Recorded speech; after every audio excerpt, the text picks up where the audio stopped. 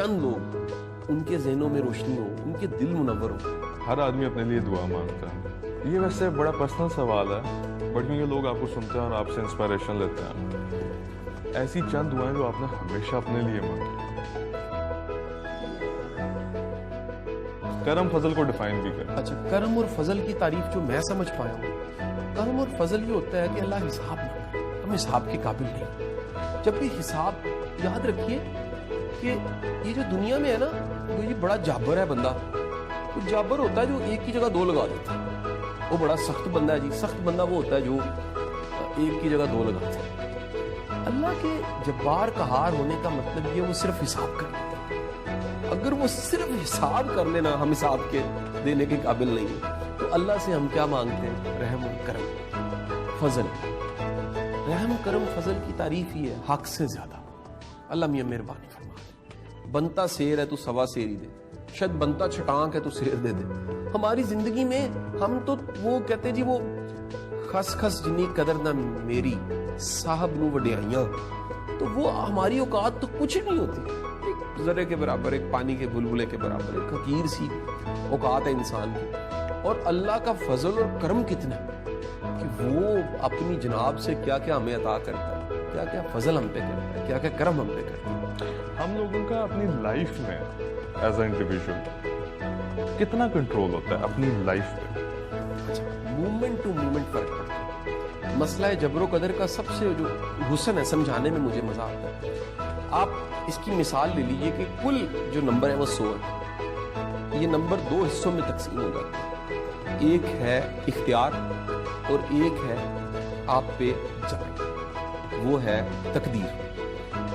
کبھی کبھی مکمل تقدیر ہوتی ہے اور آپ کے اختیار کا 0 نمبر ہوتا ہے. کبھی کبھی ایسا بھی ہوتا ہے اختیار 100% ہوتا ہے اور اس وقت تقدیر چپ کر کے بیٹھی ہوتی ہے. دراصل اس وقت کی تقدیر اختیار ہوتا ہے.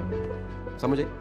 کبھی کبھی اختیار 80% ہوتا ہے اور تقدیر 20% ہوتی ہے. کبھی کبھی جو تقدیر ہے وہ 20% کی بجائے وہ 80% پہ چلی جاتی ہے اور اختیار 20% پہ چلا جاتا ہے. یہ ریشو, یہ moment to moment, event to event بدلتی رہتی ہے.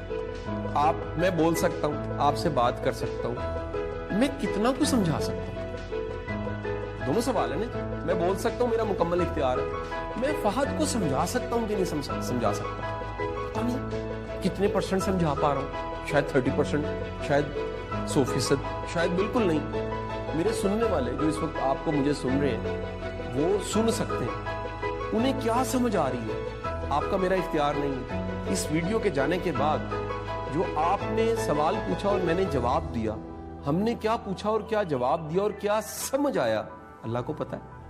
تو ہر وقت اور ہر لمحہ تقدیر اور اختیار یہ ساتھ ساتھ چل رہا ہوتا ہے. کئی جگہ پہ تقدیر یہ ہوتی ہے کہ مکمل اختیار ہے اور کئی جگہ پہ مکمل طور پہ اختیار سلب ہو جاتا ہے اور تقدیر آپ پہ نافذ کر دی جاتی ہے. ہر بندے کی خواہش ہوتی ہے کہ اس کی اولاد اچھی بڑی ہو, پڑھے لکھے, پازیٹیو انسان بنائے. ایسی کیا کوالٹیز ہیں جو آپ لازمی اپنے بچوں کے اندر دیکھنا چاہیں گے؟ دیکھیے, میں اس ماڈرن زمانے نے ایک بڑی آسانی کی.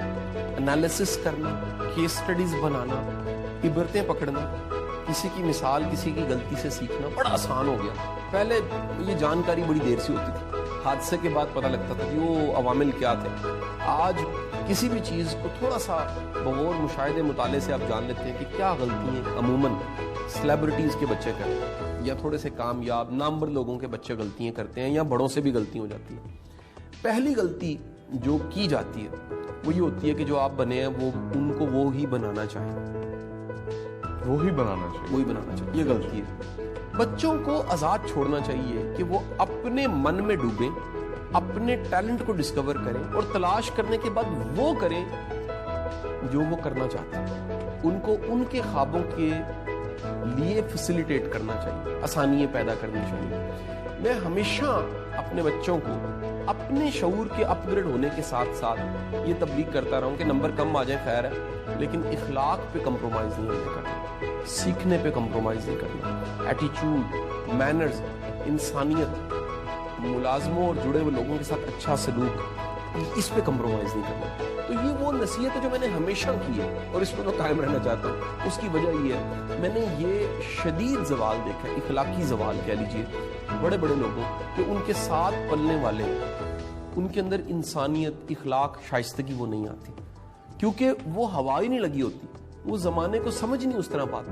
ये इतने महफूज रखे जाते हैं कि वो महफूज रहते रहते, हाथों में रहते रहते बोने बन जाते हैं, और जब उन्हें ज़माने के थपेड़े खाने पड़ते हैं तो बुरे तरीके से एक्सपोज होता है कि यार इतना बड़ा बंदा है और इसके बच्चे इतने बोने हैं। इसमें तो कोई दूसरी राय नहीं कि दरख्त के नीचे घास ही उगता है, या घास भी नहीं उगता। लेकिन हमें ये ख्याल रखना चाहिए कि बड़ा इंसान हम जितना मर्जी बने, बच्चों को कम से कम इतनी शाइस्तगी, इखलाक और रवैया अच्छा जरूर दीजिए कि जमाना उनको अच्छे इंसान के तौर पे तो जरूर जाने।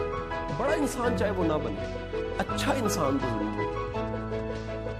पाकिस्तान में जेंडर डिस्क्रिमिनेशन, इनइक्वालिटी, ख़वातीनों को बड़ी मुश्किलात से गुजरना पड़ता है। कितनी डिबेट्स आजकल चल रही हैं, आपने देखी। क्या एडवाइस है आपकी बेटियों को? मैं तो समझता हूँ कि अगर किसी के 4 पुत्र हैं और 1 बेटी है और इतने कम वसाइल हैं कि वो सिर्फ एक को पढ़ा सकता है, तो मेरी उसको नसीहत है बेटी को पढ़ा दे, क्योंकि बेटी पढ़ जाती है तो पूरी नस्ल तैयार हो जाती है। एक पढ़ी लिखी माँ में इतनी ताकत होती है, मैं बता नहीं सकता। मेरे दादों परदादों में एक हमारी दादी जो थी वो पढ़ी लिखी फैमिली से आ गई, उसके असरात, मुस्बत असरात आज तक हम भोग रहे हैं। हमारे गांव में उसको ट्राइब को अल कहा जाता है, अल नहीं होती, अल का मतलब होता है ये ट्राइब है।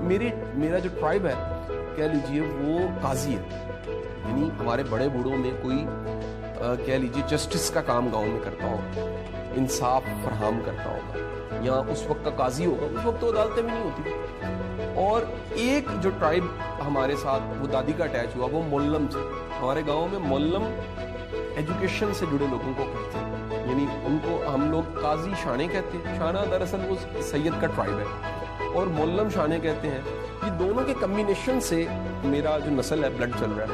तो हम कभी भी क्रेडिट देते हैं तो उस दादी परदादी को देते हैं जो एजुकेशन से, पढ़े लिखे खानदान से आई और उसने हमारे जीन्स में और हमारी नस्ल में कहीं ना कहीं तालीम दे दी। तो मैं तो हक पे हूँ ये बात कहना चाहूँगा कि बेटी को जो तकद्दुस, एहतराम, इज्जत, मोहब्बत और मर्तबा मकाम मेरे रसूल ने दिया, एक उम्मती को भी वो देना चाहिए।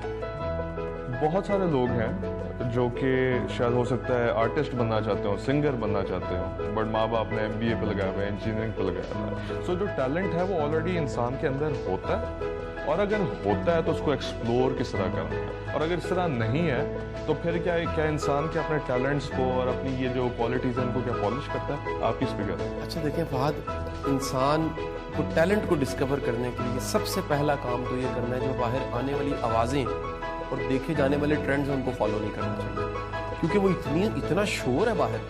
अब्बा जी ये कह रहे हैं, कजन्स ये कह रहे हैं, जो कामयाब हो गया वो कह रहा है, मीडिया ये कह रहा है, किताबें ये कह रही हैं, उस्ताज़ा इकराम ये कह रहे हैं। पहले तो इनको ज़रा आप थोड़ी देर के लिए पोज पे कर दें। दूसरी बात, अपने अंदर को सुनना शुरू करें, ढूंढें किस तरह के काम करके खुशी मिलती है, किस तरह के काम है जो थकाते नहीं है, किस तरह के काम है जिनको करने को दिल करता है, जी किस तरह के शोबे हैं जिनकी नॉलेज, इंफॉर्मेशन आप हर वक्त इकट्ठी करते रहते हैं, किस तरह की फील्ड्स हैं जो फैसिनेट करती हैं, हीरोज आपके कैसे हैं, इंस्पिरेशंस के हैं। जब आप इनको ढूंढते हैं तो आपको पता लगता है कि इस तरह की चीज़ें अल्लाह ने मेरे अंदर रखी हुई, हालातों वाक़यात के साथ वो निखर के सामने आने लग पड़ती है। कोई बंदे के साथ भी वो चिट नहीं लगी होती। पीके का वो सीन है ना, नर्सरी में जाके देखता है कि मोहरिया कहाँ लगी हुई है, चिट कहाँ लगी हुई है, कहाँ लिखा हुआ डॉक्टर है, इंजीनियर है। हमें वक्त के साथ साथ ही समझ आती है अपनी। ये एक डायलेमा ऑफ लाइफ की है, लेकिन ये अच्छा भी बड़ा एक पजल है, एक पहेली है जो बूझनी है। आप इतनी पहेलियाँ बूझते हैं, कभी अपनी पहेली भी बूझिए ना कि मैं किस लिए दुनिया में हूँ, मुझे क्या काम करना है, मैं किन कामों में अच्छा हूँ, मैं किस तरह की फील्ड्स को अगर फॉलो करूँ तो मुझे ज़्यादा खुशी होती है, किस तरह के काम है जो मुझे थकाते नहीं हैं, किस तरह की चीज़ें ऐसी हैं जो मुझे کہہ لیجئے زیادہ خواب بڑے دیکھنے پہ مجبور کرتی ہیں. تو جب آپ اپنے اندر کی آواز سنتے ہیں تو باہر کی آوازیں خود ہی مدھم ہو جاتی ہیں, اور اندر کی آواز اتنی لاؤڈ ہو جاتی ہے, آپ کو پتہ لگتا ہے, ریسرچ یہ کہتی ہے کہ تقریباً 5 طرح کے ٹیلنٹ ہر بندے میں پائے جاتے ہیں, اور آپ اگر ڈھونڈیں تو مختلف ادوار میں آپ کے مختلف طرح کے ٹیلنٹ نکھر کے سامنے آنے لگتے ہیں. لوگ آپ سے بڑا پیار کرتے ہیں اور انسپائریشن دیتے ہیں. میں ون آف دم. میں بہت عرصے سے آپ کو سنتا آ رہا ہوں, کوشش کرتا ہوں فالو کرنے کی. اگر کسی آدمی نے قاسم علی شاہ جیسا ہی بننا, ٹرینر بننا, موٹیویشنل اسپیکر بننا, یہ بھی اب کیونکہ اس کی مارکیٹ بن رہی ہے اور لوگ اس میں انٹرسٹ لے رہے ہیں, ان کو کیا کرنا چاہیے, کیا پاتھ ہے؟ دیکھیں, یہ جو فیلڈ ہے پبلک اسپیکنگ کی, اس کے لیے 3 چیزیں بڑی ضروری ہیں. ایک, آپ کی کمیونیکیشن اسکل اچھی ہونی چاہیے. سو آپ پڑھا کے, آپ ریڈیو کر کے, آپ میڈیا کر کے کسی بھی طرح اپنی کمیونیکیشن اور پریزنٹیشن اسکلس کو اچھا کریں, نمبر 1. نمبر 2, آپ کے پاس ریلیونٹ کانٹینٹ ہونا چاہیے. اگر آپ پریپیئر نہیں ہیں, آپ نے پڑھا نہیں ہے, آپ کا مطالعہ نہیں ہے, آپ نے کہہ لیجیے اپنے آپ کو تیار نہیں کیا نالج کے اعتبار سے, یعنی ایک تو ہو گیا کمیونیکیشن اسکل جو ریلیونٹ چاہیے, نمبر 2 نالج ریلیونٹ چاہیے, نمبر 3 ریلیونٹ پرسنالٹی چاہیے. ریلیونٹ پرسنالٹی کا مطلب ایک ایسا بندہ جو اپنی ابلاغ کے ذریعے, اپنی شخصیت کے ذریعے, اپنی بات چیت کے ذریعے موٹیویٹ کر سکتا ہے. ہر بندہ نہیں کر سکتا. آپ دیکھیے کہ فلسفی, آپ کے ذہن میں ایک تصور آئے, دانشور ایک تصور آئے, شاعر. تو عمومی جو پرانا رجحان تھا, بڑے ہوئے بال, بکھرے ہوئے بال, ایک رجحان ایک آئے گا نا جی. یعنی کہ میں کبھی ہمارے بڑے پیارے دوست ہیں وسیع شاہ صاحب, بڑے اچھے شاعر ہیں, میں ان کا بڑا محترف ہوں, ان کو بڑا بھائی بھی کہتا ہوں. میں کہتا ہوں جی آپ جیسا شائستہ, نفیس, دھیما, سلجھا ہوا شاعر یہ بڑے کم ہیں. یعنی اتنے شائستہ شستہ شاعر وہ آپ کو کم ملیں گے. تو وہ ایک شاعر کے بارے میں بھی ایک مطلب تصور پایا جاتا ہے, پروفیسر کے بارے میں ایک تصور پایا جاتا ہے. اگر آپ پبلک اسپیکنگ میں اور کمیونیکیشن, ابلاغ, ٹریننگ میں آنا چاہتے ہیں, پھر آپ پریزنٹیبل ہو. اس کی کوئی ڈگری نہیں ہے, اس کی کوئی سرٹیفکیٹ؟ پاکستان میں ابھی تک کوئی ڈگری نہیں ہے. آپ نے کوئی کی, آپ نے سارا سیلف لرن. مزے کی بات ہے کہ دنیا میں بھی اس کے سرٹیفکیٹس ہی اویلیبل ہیں, ابھی تک پراپر اس کی ڈگریز انٹروڈیوس نہیں ہوئی, اور یہ آنے والے دنوں میں ہو جانی ہے. یہ ناممکن نہیں ہے. آپ سوشل میڈیا کو میڈیا سائنسز میں نہیں پڑھا رہے, کبھی سوچا بھی نہیں تھا آپ نے. آج آپ ایز سبجیکٹ پڑھا رہے ہیں. آپ نے, ہم لوگ یونیورسٹی میں ہوتے تھے 20 سال پہلے, تو جو کمپیوٹر کی سارے سبجیکٹس تھے وہ لوگ پڑھا رہے تھے جن کی ڈگری نہیں تھی کمپیوٹر میں, وہ خود امریکہ سے تھوڑے بہت کورس کر کے آئے ہوئے تھے.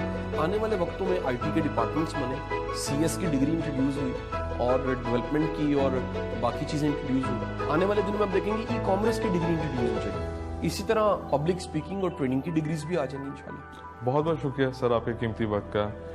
اجازت دیجیے, اگلے ہفتے پھر ملاقات کریں گے, کسی نئے ٹاپک پہ بات کریں گے کسی نئے گیسٹ کے ساتھ. اجازت دیجیے, اللہ حافظ.